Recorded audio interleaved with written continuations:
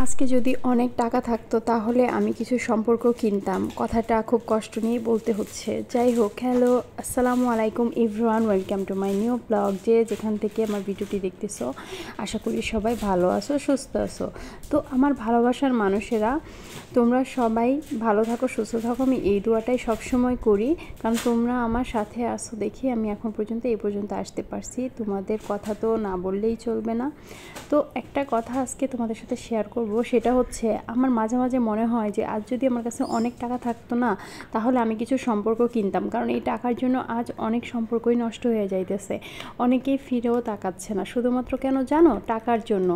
আচ্ছা, কেন মানুষ এরকম করে বলো তো তোমরা? কেন করে? টাকায় কি সব? মানুষের ভালোবাসা কিচ্ছু কোনো দাম নাই? আসলেই নাই। মানুষের ভালোবাসার এগুলো কোনো মূল্য নাই। সব টাকা দিয়ে এখন মাপা হয়, সেটা আপনার অনেক অতি নিকট আত্মীয় হোক, কাছের মানুষ হোক, যাই হোক। এই জিনিসগুলো খুব কষ্ট লাগে। আজ আপনার টাকা থাকবে, আপনার আশেপাশে মানুষের ভিড় থাকবে, আপনার সম্মান দেখবেন, নিজের চেয়ার ছেড়ে দিয়ে আপনাকে বসতে বলবে, দেখবেন আপনি কথা না বললেও আপনাকে ডেকে ডেকে কথা বলবে, আপনার খোঁজ খবর নিবে। আপনি যদি তার সাথে কথা নাও বলতে চান, তাও আপনাকে ডেকে খোঁজ খবর নিবে যে আপনার কী অবস্থা, কী আশায় বিষয়, সব কিছু। আর আপনার কাছে যদি টাকা না থাকে, আপনি অসুস্থ থাকেন বা যাই থাকেন, আপনি যদি অনেক বিপদেও থাকেন, তাও আপনার সাথে কথা বলার তারা প্রয়োজন মনে করবে না। ভাববে যে তাদের সাথে কথা বলে আমার কী লাভ, তাদের কাছে তো আমরা কিছু পাচ্ছি না, ওরা তো গরিব, ওদের কাছে তো টাকা পয়সা নাই। তো এই চিন্তাধারাগুলো আমার মনে হয় চেঞ্জ করা উচিত সবারই। তো আসলে আমি জানি না কেন মানুষ এরকম করে, সবাই না, হয়তো বা কিছু মানুষ, কিন্তু আমার চোখে দেখা আমি এখন সবাইকেই বলবো। কেন জানেন? কারণ কাছের মানুষগুলো খুব স্বার্থপর। যখন তাদের দিতে পারবেন, খাওয়াইতে পারবেন, তখন তারা আপনার কথা খুব বলবে, আপনার কথায় উঠবে বসবে এমনও হবে। এবং আপনার খোঁজ খবর, আপনি যদি সুস্থ থাকেন, ওই যে কথায় আছে না, তেলওয়ালা মাথায় মানুষ তেল দিতে আসে, সেটাই। আর যাদের তেল নাই, তাদেরকে যে একটু তেল দেন, দেখবেন তারা অনেক খুশি হবে। আর যাদের তেল আছে, তাদের আপনি বেশি বেশি তেল দিতেছেন, তারা তো আপনাদের মূল্যায়নই করে না। তাহলে আসলে বলতে গেলে অনেক কথাই বলতে ইচ্ছা হয়, কিন্তু পারি না। যাই হোক, এটা সোশ্যাল মিডিয়া, সবারই একটা ব্যক্তিগত জীবন আছে, সবার লাইফে অনেক কিছু হয়। তো আমার কথা কি, যে টাকা দিয়ে আসলে কোনো কিছু বিচার করা ঠিক না, ঠিক আছে? আর আমার কথা কি, যে ফ্যামিলিতে বা যে পরিবারে যেখানে টাকার জন্য সম্পর্ক নষ্ট হয়ে যায় বা টাকাই সব কিছু হয়, সেইখানে আগে টাকাই এনে দেখানো উচিত, তাদের মুখে টাকাই ছুঁড়ে মারা উচিত, যে নিয়ে আমাদের তো দরকার নাই, টাকা দরকার, তো তোমরা টাকা নিয়েই খুশি থাকো।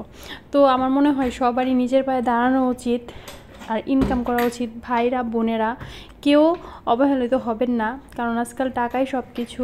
তো যে যেখান থেকে যেভাবে পারেন ইনকাম করার চেষ্টা করবেন, কখনো বসে থাকবেন না। বেকারত্ব যে কী কষ্ট, সেটা একমাত্র যারা বেকার তারাই জানে, এটা অন্য কেউ বুঝবে না বা ফিল করবে না। যে মানুষটা বেকার আছে, যে মানুষটার হাতে টাকা পয়সা নেই, সেই মানুষের মনের অবস্থা কি কেউ বুঝতেছেন না? বুঝতেছেন না।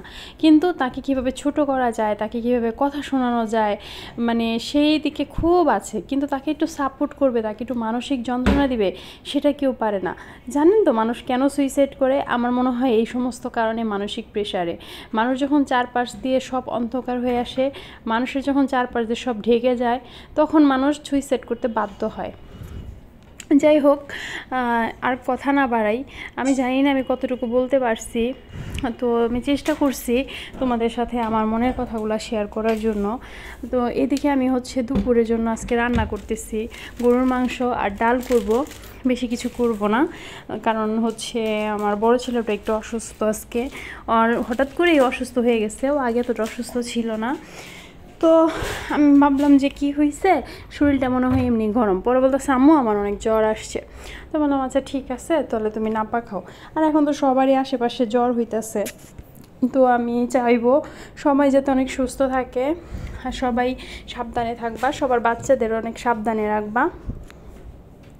আমি ভয়েস ঠিক মতো দিতে পারতেছি না, আমার পুচকে একটা বাবু আছে, ও খুব ডিস্টার্ব করে। তারপরে আমি চেষ্টা করতেছি তোমাদের সাথে ভয়েস দেওয়ার জন্য, কারণ যেহেতু আমার এটা ডেলি ব্লগ, আমাকে ডেলি ব্লগ দিতে হয়। তারপর আমি যতটুকু পারি চেষ্টা করি দেওয়ার জন্য। তো এদিকে আমি গরুর মাংস ভুনা করতেছিলাম। এটা এখানে একটু আলু দিব, কারণ আমার মাংসে আলু দিলে খুব ভালো লাগে। আর ওদিকে ডাল হইতেছে, আর এদিকে আমি ভাত বসাইতেছি। এক হাতে অনেক কাজই করতে হয়, ওদিকে আবার কিছুক্ষণ পর পরে যাইতে হয়, কারণ ছোটো বাবু উঠে যায় তখন ওকে আবার দেখতে হয়। এদিকে দেখো আমার মাংসটা ভাই ভুনা ভুনা হয়ে গেছিলো। এখন আমি আলু দিয়ে দিব, কিন্তু আমি একদমই ঝোল দিই না, কারণ হচ্ছে ঝোল দিলে আমার ভালো লাগে না। তো এই যে তেল তেল উঠতেছে, এখানেই আমি আলুটা দিয়ে দিব।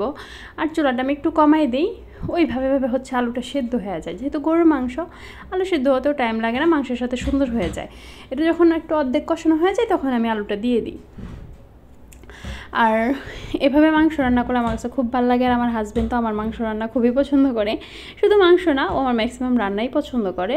বাট মাংসটা গরুর মাংস ভুনা বলো যে কোনো মাংসই ও একটু বেশি পছন্দ করে। সবসময় বলে যে তোমার হাতের মাংস আমার কাছে খুবই ভালো লাগে।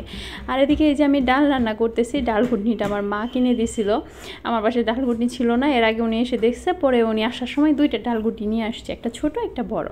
তো আমি এখানে ডাল ভুনা করে নিয়েছি, কারণ ভুনা কি মানে একটু মাখা মাখা ডাল। আর আমরা তো পাতলা ডাল পছন্দ করি না, আমার হাজব্যান্ড একদমই পাতলা ডাল পছন্দ করে না, ও একটু ঘন ডাল হলে ওর কাছে খুব ভালো লাগে। শুরু থেকেই বলে যে একটু ঘন ডাল করবা, এটা ভালো লাগে। অনেক আছে পাতলা ডাল পছন্দ করো, আমি পাতলাও না ঘনও না, মিডিয়াম। তো এখানে আমি বাগারের জন্য হচ্ছে 5 ফোড়ন নিয়েছি, রসুন পেঁয়াজ এগুলো সব ছেঁচে নিচ্ছি। এগুলো দিয়ে হচ্ছে আমি এই যে বাগার দিয়ে দিলাম। এই যে ডাল বাগারের সময় যে স্মেলটা আসে, এটা আমার এত ভালো লাগে। আমি মাঝে মাঝে আমার বাসার সবাইকে জিজ্ঞেস করি, আচ্ছা ডাল বাগার দিছি তুমি কি স্মেল পাইছো? যখন আশেপাশে শুনি ডাল বাগারের স্মেল আমার ভালো লাগে। তো এদিকে যে ইয়াসিন বলতেছে আম্মু খাবো না। যে ছেলে আমার মাংস রান্না করলে পাগল হয়ে যায়, সেই ছেলে বলতেছে খাবো না।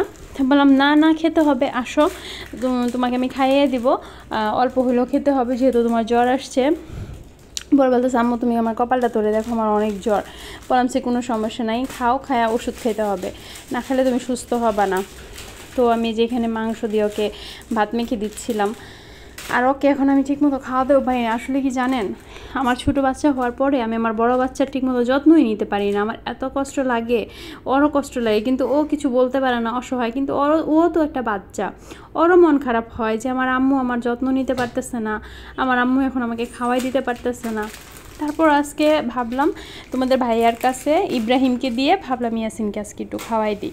তো এই যে খাওয়াই দিচ্ছিলাম, কিন্তু ওর মুখে তো স্বাদ লাগতেছে না। তা বললাম ঠিক আছে। পরে যে খেলো না, পরে ভাবলাম ঠিক আছে তাহলে এখন আমি খেয়ে ফেলি।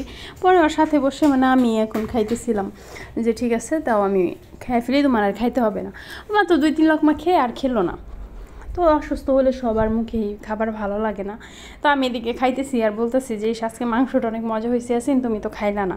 পরে বলতেছে আম্মু আমার তো ভালো লাগতেছে না। পরে আমি আচ্ছা ঠিক আছে। আর এদিকে আমি ডাল রান্না করছিলাম আর সালাদ।